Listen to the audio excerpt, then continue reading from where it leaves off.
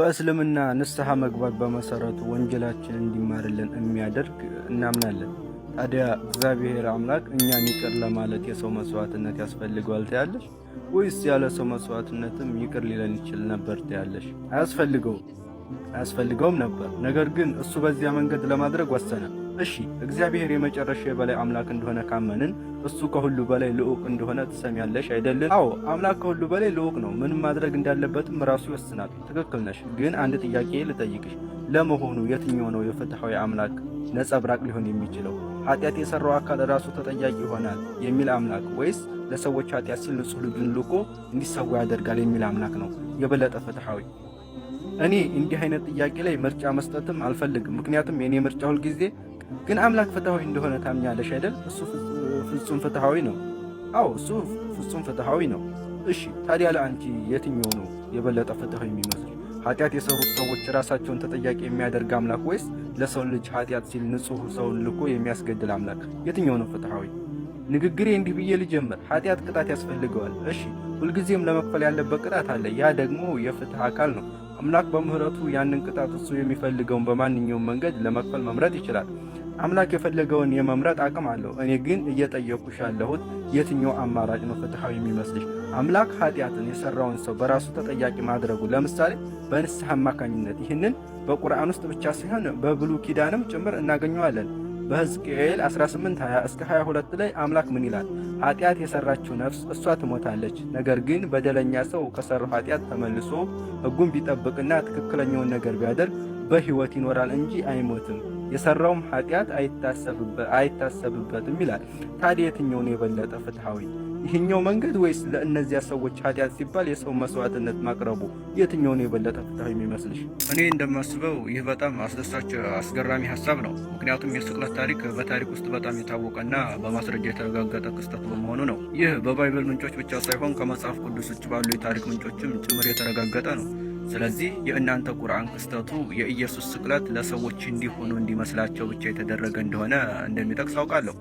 ነገር ግን ይህ ነገር ግራ ያጋባኛል። ምክንያቱም እኛ እጅግ በርካታ የታሪክ ማስረጃዎች አሉን። የታሪክ ምሁራንም ስለዚህ ጉዳይ ጽፈዋል። ነገር ግን ከ600 ዓመታት በኋላ አላህ ክስተቱ እንዲህ መስሎ የታየ ብቻ ነው ሲል ትሰማላችሁ። ታዲያ ይህ እንዴት ምክንያታዊ ሊሆን ይችላል? እሺ በጣም ጥሩ።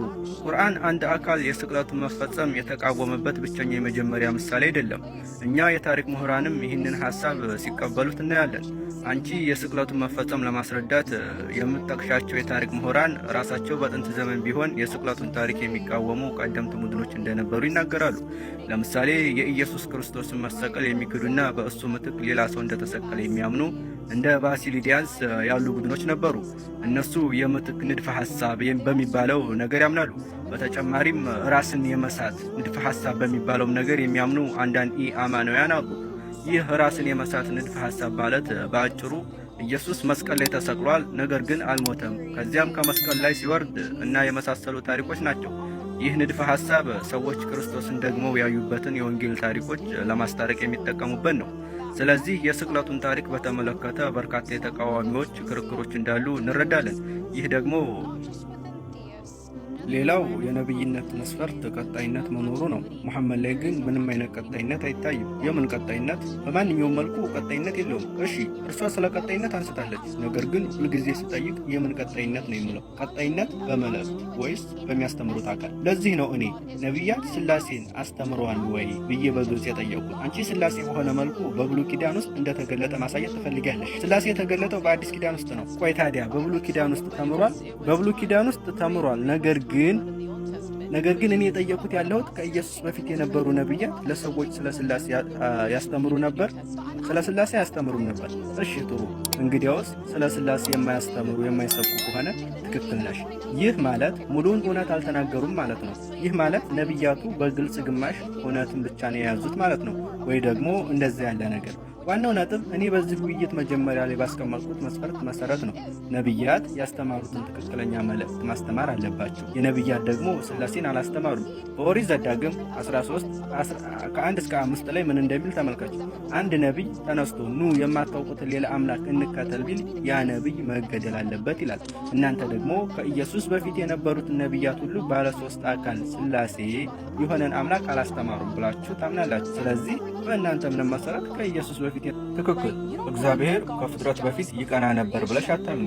ምክንያቱም የሚቀናበት ማንም አልነበረም አይደል? ምክንያቱም በዚህ ሁኔታ ውስጥ ቅናት የሚባለው ሰዎች ሌሎች አማልክት ስለማምለካቸው የሚናገር ነው። እግዚአብሔር ከፍጥረት በፊት ይቀና ነበር ብለሽ አታምኒ። ምክንያቱም የሥላሴ አካላት ሌሎች አማልክት ያመልኩ ነበር ማለት ካልፈለግሽ በስተቀር ማለት ነው። በዚህ ሁኔታ ውስጥ እግዚአብሔር ተለውጧል ለማለት ትገደጃለሽ። ከዚህም በተጨማሪ እናንተ ኢየሱስ ሰው ሆኖ እንደመጣ ስጋ እንደለበሰ እርሱም ሁለተኛው የሥላሴ አካል እንደሆነና ሁለተኛ ባህሪ እንደተቀበለ ታምናላችሁ። ይህም ቢሆን በእግዚአብሔር ላይ የመጣ ለውጥ ነው። ምክንያቱም እግዚአብሔር አንድ ባህሪ ከነበረው ወደ መለኮትና ትስብዕት መዋሃድ ውስጥ በመግባት ሁለት ባህሪዎች ወደ መኖር ተሻግሯል። ስለዚህ አንቺ እንደ ክርስቲያን እግዚአብሔር መለወጡ ላይ ችግር ሊኖርብሽ አይችልም። ምክንያቱም በሥላሴ የእምነት መዋቅር ውስጥ እናንተም እግዚአብሔር እንደተለወጠ ታምናላችሁና። ይቅርታ፣ እናንተም እግዚአብሔር እንደተለወጠ ታምናላችሁ። ነገር ግን ከአንቺ መስማት የምፈልገው ስለዚህ ስለ ቅናት የጠቀሽበትን ክፍል ማውራት እፈልጋለሁ። እስኪ ይህንን ነገር ግልጽ እናደርገው አይደል? መጽሐፍ ቅዱስ እግዚአብሔር ፍቅር ነው ይላል። ስለዚህ ፍቅር እርሱ እንዲሁ የሚያደርገው ነገር ሳይሆን ማንነቱ ራሱ ነው። አሁን ስለዚህ ጉዳይ ግንዛቤ ካገኘን እግዚአብሔር በሥላሴ መካከል ባለው ግንኙነት ምክንያት ሁልጊዜ በዚያ ፍቅር ውስጥ ይኖር እንደነበር እናውቃለን። አብ ወልድን፣ ወልድ አብን፣ መንፈስ ቅዱስ ደግሞ ያንን ፍቅር ያስራል።